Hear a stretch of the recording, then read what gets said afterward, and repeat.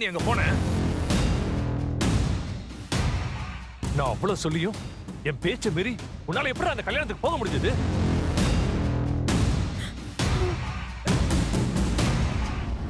அதுவும் 2 பேருமா சேர்ந்து தாலி எடுத்து கொடுத்து கல்யாணத்தையே நடத்தி வச்சிருக்கீங்க.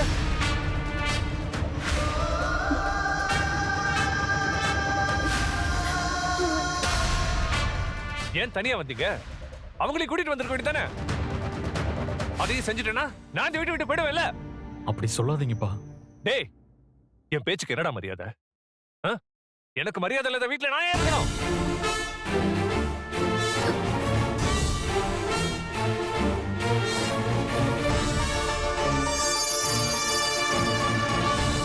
டேய், எனக்கு ஒரு அவமானம் வந்தா அது உனக்கு இல்லையாடா?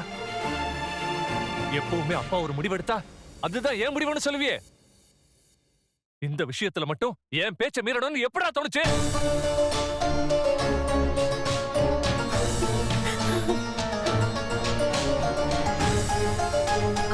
மாமா, நான் சொல்றேன்னு தப்பா எடுத்துக்காதீங்க.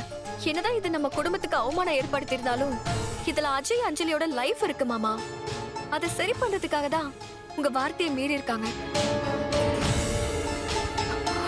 இல்ல, ஆக்சுவலி உங்களோட நிலைமையும் எனக்கு புரியுது. ஏன்னா நீங்க அக்காவையும் உங்க பையனையும் ரொம்பவே நம்பியிருக்கீங்க. ஆனா அவங்களும் வேணும்னு ஒண்ணு செய்யல மாமா. ஓ அளவுக்குலாம் என்னால பெருந்தன்மையை எடுத்துக்க முடியாதுமா. என்னை விட இவன் தம்பிதான் முக்கியமா போயிட்டானா? இந்த விஷயம் தெரிஞ்சதுல இருந்து அர்ஜுனும் பார்வதியுமா இதை பண்ணாங்கன்னு திரும்ப திரும்ப யோசிச்சுக்கிட்டே இருக்கேன்.